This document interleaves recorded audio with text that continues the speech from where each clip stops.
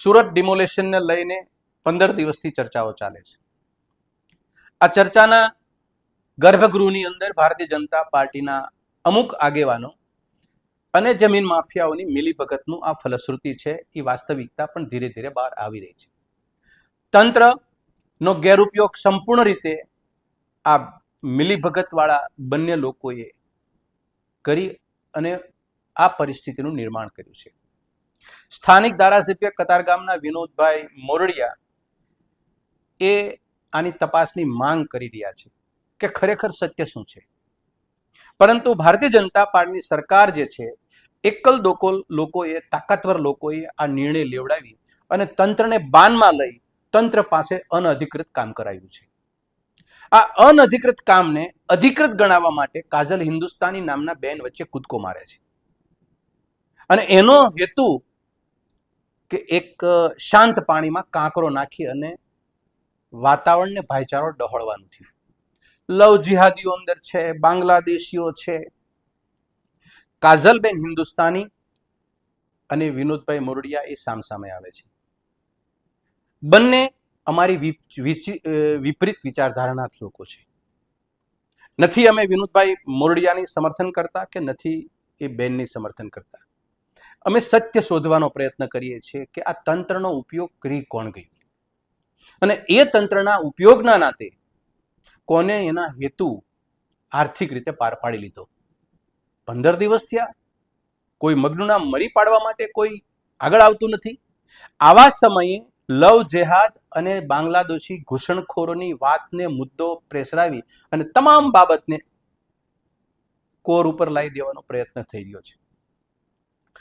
એ બેન જે હોય તે, પણ બેનને અમારા થોડાક સવાલ છે કે તમે હિન્દુના ઠેકેદારો છો એવું તમે ખુદ કહો છો.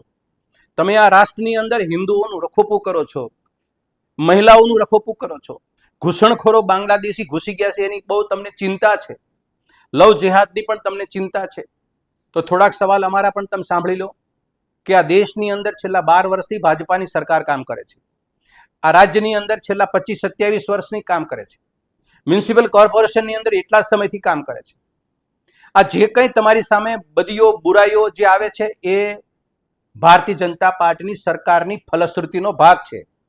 વિનોદભાઈ મોરડિયા એકમાત્ર ભારતીય જનતા પાર્ટીનું કતારગામનું 182 પૈકીનું એક પ્રતીક છે. એની ઉપર તમે તૂટી પડો છો. તમારી હિંમત નથી કે એ જ શહેરની અંદર ગૃહમંત્રી અને નાયબ મુખ્યમંત્રી વસે છે. એ શહેરની અંદર ભારતીય જનતા પાર્ટીના પૂર્વ પ્રમુખ અને કેન્દ્રીય મંત્રી વસે છે. હિંમત હોય તો એમની સાથે વાત કરો, એમને લાવો રોડ ઉપર કે તમારી સરકારની અંદર જે રીતે આ રીતે અનધિકૃત રીતે જે રીતે તોડફોડ થઈ છે, જે રીતે ડિમોલેશન થયું છે, એનું દૂધ અને દૂધનું પાણી બતાવો. પરંતુ તમારામાં હિંમત નથી. માત્ર ને માત્ર શાંત જળની અંદર હિન્દુ ભાઈઓ બહેનોની વચ્ચે આવી વાત મૂકી અને પોતાની રાજનીતિ બટોરવાનું કામ એક ક્ષુલ્લક પ્રકારનું કરી રહ્યા છો. તમને યાદ અપાવું, આ રાજ્યની અંદર ભારતીય જનતા પાર્ટીની ફલશ્રુતિ 8 મિનિટે, દર 8 મિનિટે એક બાળક ગુમ થાય છે. દુષ્કર્મના કેસો છેલ્લા 3 વર્ષની અંદર 400 ગણા વધ્યા. રોજ 7 મહિલા ઉપર બલાત્કાર થાય છે. 88% પોસ્કોના કેસ પેન્ડિંગ પડ્યા છે. 10,000 મહિલાઓ ગુમ છે અને 27% દીકરીઓ શાળા અને શિક્ષણ છોડી રહી છે. આ તમામ સરકારી પરિયુમાં છે. કાજલબેન હિન્દુસ્તાની, તમે અમારા દુશ્મન નથી. વિનોદભાઈ મોરડિયા અમારા દુશ્મન નથી. બંને અમારી વિપરીત વિચારધારાના લોકો છો. તમને આ દર્દ કેમ યાદ નથી આવતું? આ પરિસ્થિતિ એનસીઆરબીના આંકડા છે, રાષ્ટ્રીય મહિલા આયોગના આંકડા છે.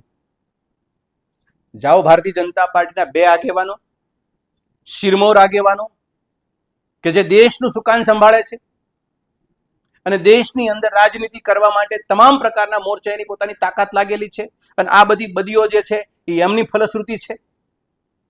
તમને તો ખ્યાલ છે ને કે કદાચ કમલમની સામે દરવાજામાં દાખલ થતાની સાથે કોઈ ભેંસે પોદળો કર્યો હોય અને એ એમ કે 1 નંબર ને 2 નંબર આગેવાનો કે આ કોઈ પણ વ્યક્તિએ આ પોદળા હટાવવા નથી, તો આખી ભાજપાની સલ્તનતને પલટન એ પૂજ્ય ભાવથી પોદળાને પૂજવા લાગશે. એક પણ આગેવાન એવું નહીં કે પોદળો દરવાજામાં ના સારો લાગે, આ પોદળો દુર્ગંધ મારશે, ગંદકી ફેલાશે, આપણે આ પોદળો હટાવી લેવો જોઈએ, અથવા તો તમે અમને ફાયદા ગણાવો કે આ પોદળો રાખવાનું આપણું કોઈ ધ્યેય છે, આવનારી ચૂંટણીઓ આમાં પાછળ પડેલી છે. એક પણ સવાલ નહીં કરે. અને ઘેટાની જેમ ભારતીય જનતા પાર્ટી તમામ બંને આગેવાનોને સમર્થન કરે છે. તો તમને એ કહું કે બેન, આમાં ચર્ચા તમારે વિનોદભાઈ મોરડિયા સામે કરાય કે 1 નંબર ને 2 નંબર આગેવાન સામે કરાય? મુદ્દો કોનો છે? ચાલે કોનું ભાજપામાં, ચાલે કોનું સરકારમાં? તમે ખોટા વિનોદભાઈ મોરડિયાની સામે ચર્ચા માર્યો છો. તમારી દાનત નથી કે લવ જેહાદ કે બાંગ્લાદેશી ઘૂસણખોરોને કાઢવાની. એ પણ આંકડા તમારી પાસે નથી કે મનમોહનસિંહની સરકારે કેટલા બાંગ્લાદેશી ઘૂસણખોરોને કાઢ્યા અને નરેન્દ્રભાઈ મોદીની સરકારે કેટલા કાઢ્યા. આ તથ્યોવાળી વાત છે. એટલે કૃપા કરીને તમે ગુજરાતની જે શાંતિ છે, ભાઈચારો છે, એનું ડહોળવાનું કામ આપણે આવા લવ જેહાદ કે બાંગ્લાદેશી ઘૂસણખોરના મુદ્દા ઉપર ગુજરાતને ડહોળવાનો પ્રયત્ન ન કરવો જોઈએ. આભાર.